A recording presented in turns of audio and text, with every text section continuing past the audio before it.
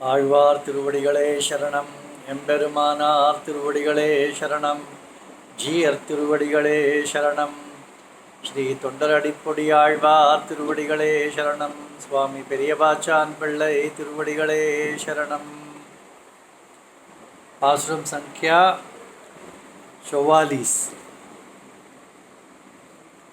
अगला पासुरम फलश्रुति है, वही अंतिम पासुरम है और प्रबंध इस पासुरम से समाप्त होता है। अगला पासुरम फलश्रुति है। फलश्रुति यानी उस पासुरम से अंत करते हैं।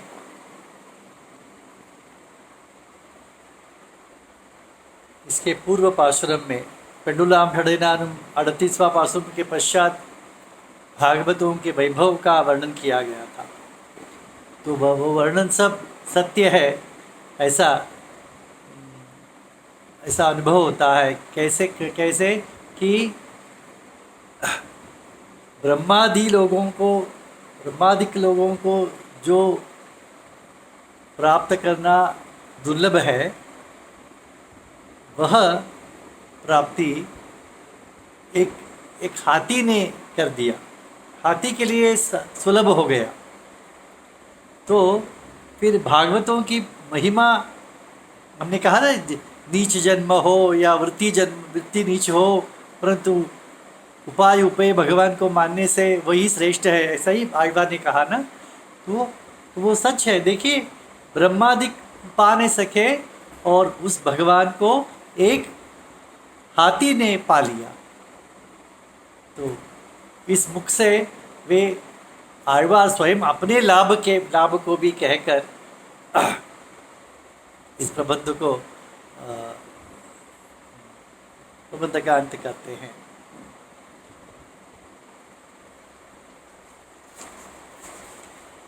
பெண்ணுலாம் ஷடையினானும் பிரமனும் தன்னை காண்பான்।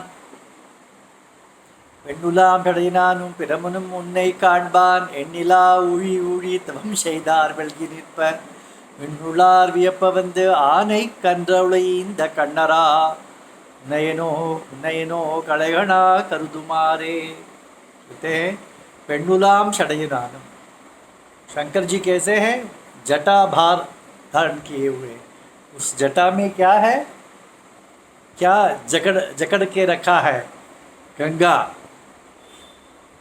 वहाँ से जब स्वर्ग से नीचे गिर रही थी तो इतना फोर्स से गिर रही थी, तो उसे उसका धारण कौन करेगा? सब देवताओं ने शंकर जी से प्रार्थना किया। शंकर जी ने अपने सर में जटा में उसे जकड़ लिया। उसके पश्चात उसे, इसलिए उसका नाम शंकरी भी बन गया। गंगा को शंकरी भी कहते हैं। तो एक तो ये अर्थ है। दूसरा अर्थ स्वयं पावन हो गए। गंगा जी की, भगवान के चरण तीर्थ तो है ना, पाद तीर्थ, उस सर पे धारण करके स्वयं पावन हो गए, ऐसा भी कह सकते हैं। पर यहाँ कहने का तात्पर्य है, गंगा जी को अपने जटों में जकड़ने वाले इतना प्रभाव होने से क्या भगवान को जान सकते हैं क्या? ऐसा आचार्य कहते हैं, आழ்वार कहते हैं। गंगा को जकड़ लिया, इसका मतलब ये नहीं कि आप भगवान को देख लेंगे। फिर पिरमनुम, ब्रह्मा कौन है? शंकर जी का जनक है, शंकर जी का पिता है। तो वह ब्रह्मा शंकर जी का पिता होने से क्या तुम भगवान को देख लोगे? ऐसे पूछते हैं। ब्रह्मा ब्रह्मविदाम वरहा। रामायण में कहा है, कर्ता सर्वस्य लोकस्य ब्रह्मा ब्रह्मविदाम वरहा। आचार्य यहाँ कैसे हाथ लगाते हैं, देखिए कि ब्रह्मलोक से नीचे जो रहते हैं उनके लिए एक टीचर है, उपाध्याय है। उपाध्याय होने से क्या भगवान को जान लोगे आप? ऐसे आचार्य पूछते हैं। हमारे आचार्य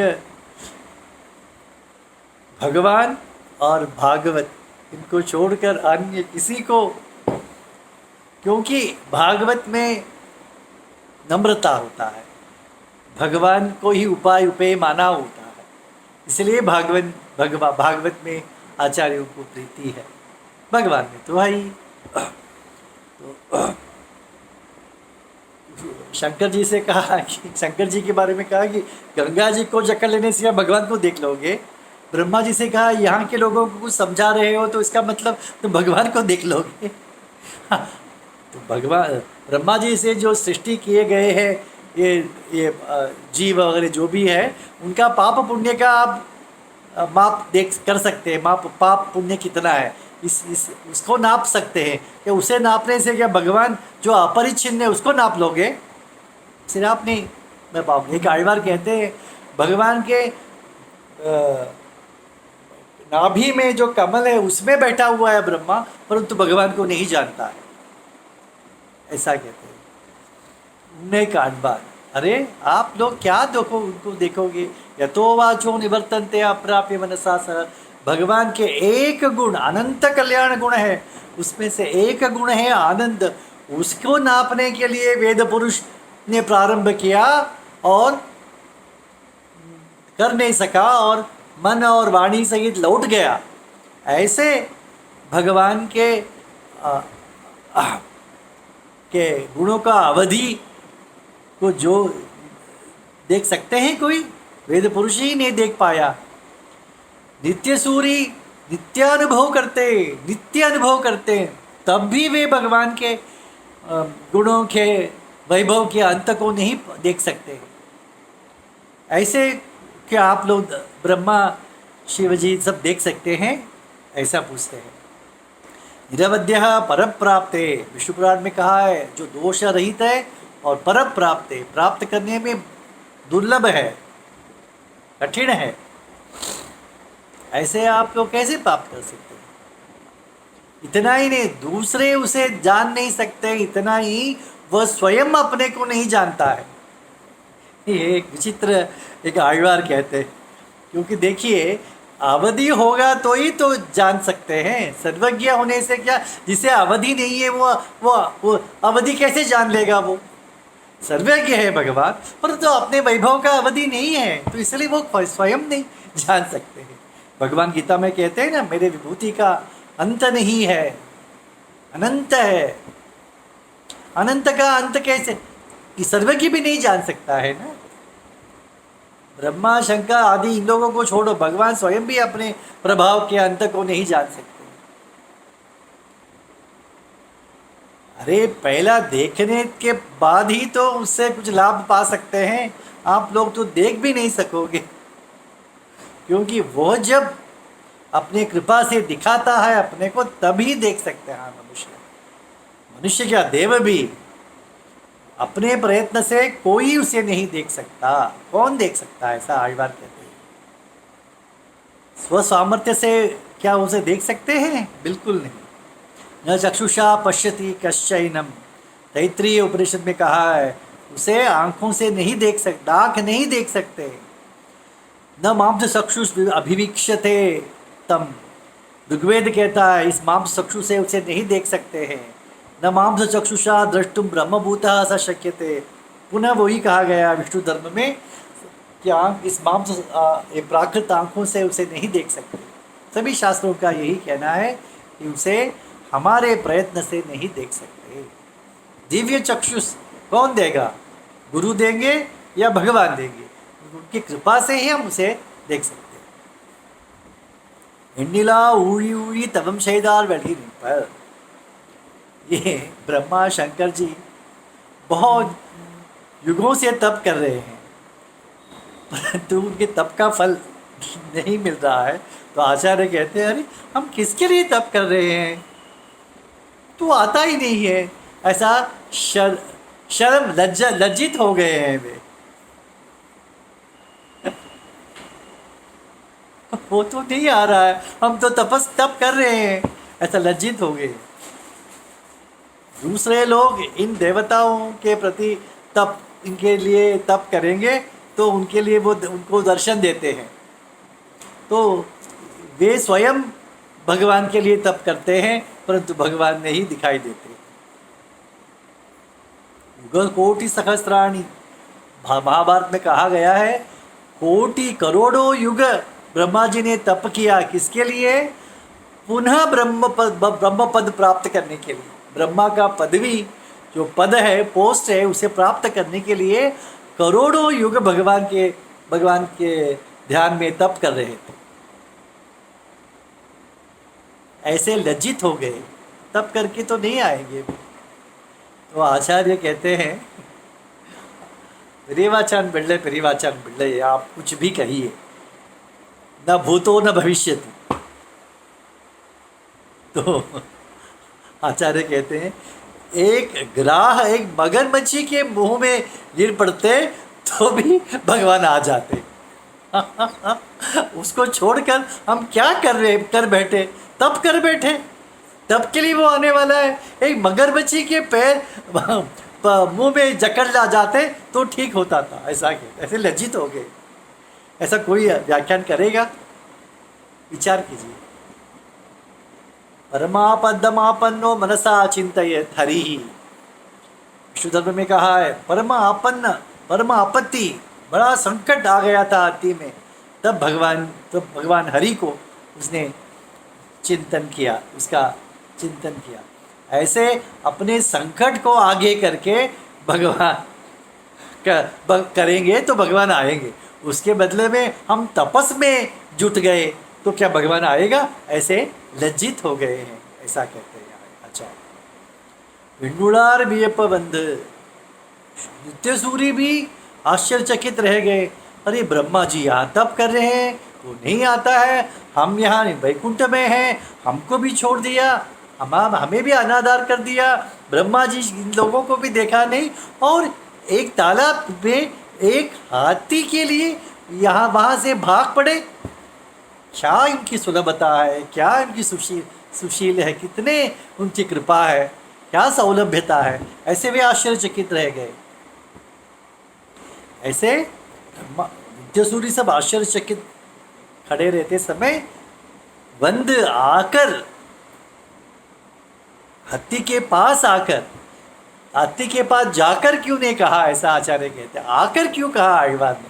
तो क्यों हाथी के लिए जो मदद की गई, रक्षा की है, वो हमारे लिए भी, अपने लिए भी किया है, ऐसे आयुर्वेद मानते हैं। पहले कहा था ना कि दूसरों को, वैष्णवों पर भगवान कृपा करते हैं तो वो हम पर ही कृपा करते हैं, ऐसे ही मानना चाहिए, नहीं तो संबंध नहीं है, वैष्णवत्व नहीं है, ऐसा कहा था। इसलिए हाथी को जो रक्षण की भगवान आए तो हमारे लिए आए, ऐसे आए बात। इसलिए कहते हैं वंद आकर, आने की किसके लिए आए? एक हाथी के लिए आए। ब्रह्मादि बड़े देव हैं, उनके उत्कर्ष को, उनके बड़प्पन को नहीं देखा। ये हाथी एक जानवर है, इसके नीचता को नहीं देखा। हाथी संकट में है, बस इतना ही देखा, संकट को देखकर आ गए। कब आए? उस दिन आए। किस दिन आए? जिस दिन हाथी अपने बल से युद्ध कर रहा था मगरमच्छी से। मगरमच्छी जल में खींचता, कि मगरमच्छी का बल जल में है, हाथी का बल स्थल में है। तो ग्राह जो मगरमच्छी है, हाथी को जल में खींचता है, प्रयत्न करता है। हाथी मगरमच्छ को जमीन पर, स्थल में खींचने की प्रयत्न करता है। ऐसे देववर्ष से 1000 वर्ष दोनों युद्ध कर रहे थे। अपने बल से हाथी युद्ध कर रहा था, परंतु अपना बल विफल हो गया, उसे कुछ उपयोग नहीं हुआ। तो ऐसे जैसे हाथी का बल निष्फल हो गया, उसी प्रकार ब्रह्मादि देवताओं का तपस भी निष्फल हो गया, ऐसा कहते हैं। अय्यर कहते हैं उस दिन एक हाथी को एक मगरमच्छी ने पकड़ा था और आप आकर उस पर कृपा की, और मैं यहाँ पर हूँ, मुझे पांच मगरमच्छी मुझे जकड़े हुए हैं। 5 इंद्रिया, 5 शब्दादि विषय, रूप रस गंध, ये सब जो विषय है, ये सब मुझे जकड़े हुए हैं। परंतु हाथी ने 1000 वर्ष कष्ट सहन किया, संकट में था, परंतु मैं तो अनादिकाल से संकट में हूँ। अनादिकाल से संकट में, दुख में हूँ इन शब्दादि विषयों के कारण। हाथी तो एक तालाब में जकड़ गया था, मैं तो संसार सागर में जकड़ा हुआ हूँ। तो आप हाथी से अधिक मुझ पर कृपा करनी चाहिए ना, ऐसा आழ்वार कहते हैं। उस हाथी को आपने कृपा की। कृपा करने का मतलब क्या है, यहाँ आचार्य कहते हैं, पहले प्रथम हाथी को उस मगरमच्छ के मुंह से उसके पैर को छुड़वा दिया, उसे उस पैर को अपने हाथों में ले लिया। उसको चोट लगी है ना, इसीलिए अपने मुंह से ऐसा गर्म करके उसे सेक देने लगे, अपने हाथों से उसे स्पर्श करके मसाज करने लगे। और हाथी के हाथ में सूंठ में कमल पुष्प था ना, उस कमल पुष्प के लिए तो वो बुला रहा था भगवान को, तो उस कमल पुष्प को अपने चरणों में ले लिए। तो यही तो है कृपा करना कि कितना सुंदर कहते हैं। चरण को निकाल लिया, अपने मुख से उसको सेक दिया, हाथ से लगा दिया। इसी प्रकार मुझे इस विषयांतरों से छुड़ाकर अनादिकाल से मैं आपको प्राप्त नहीं कर पाया, इसलिए मैं बहुत दुखी हूँ, तो मेरे भी सांत्वना कीजिए, ऐसा कहते हैं। कन्नरा, आप जिसके आंख नहीं है, ऐसा भगवान को संबोधन करते हैं। अरे आपको तो आழ்वार, आज आप लोग कहते हैं आழ்वार आपको तो भगवान ने इतना उपकार किया है, फिर भी आप उसे आंख नहीं है ऐसा कहते हैं भगवान को। नहीं, ऐसा नहीं है। आचार्य कहते हैं प्रेम अधिक होने के कारण ऐसा कहता हूँ। स्वयत्न से उसे भगवान को प्राप्त करने के लिए जो प्रयत्न करते हैं, उनको उनकी उपेक्षा करते हैं भगवान। और जो अकिंचन है, जिसके पास कुछ नहीं है, उसके पास स्वयं जाकर उसकी रक्षा करते हैं। स्वसाम, ये क्या पुरुष है, भगवान की पुंसत्व क्या कहते हैं, पुरुषत्व जो स्वसामर्थ्य से है, उनको उपेक्षा करते हैं। जो अकिंचन है, कुछ नहीं है, उसको अपने बल से उसे खींचते हो, क्या पुरुषत्व है।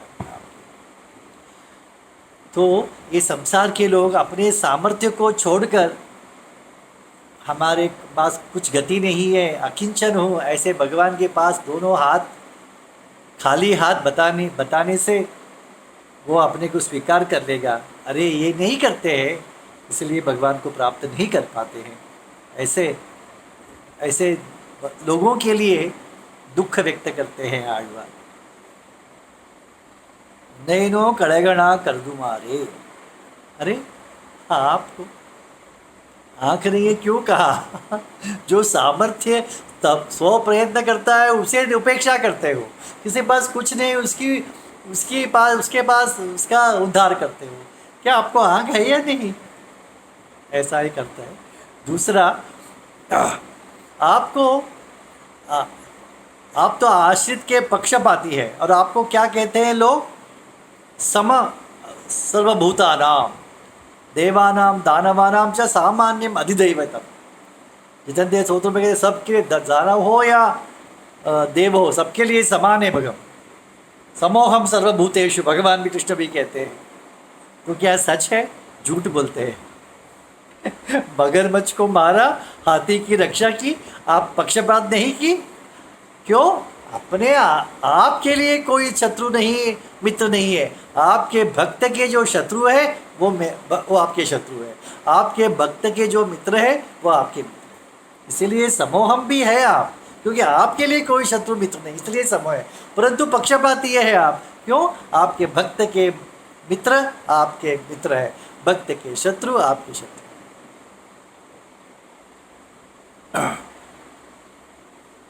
कितने सुंदर कहते हैं। कल अंतिम पासुर में श्रीमते रामानुजाय नमः।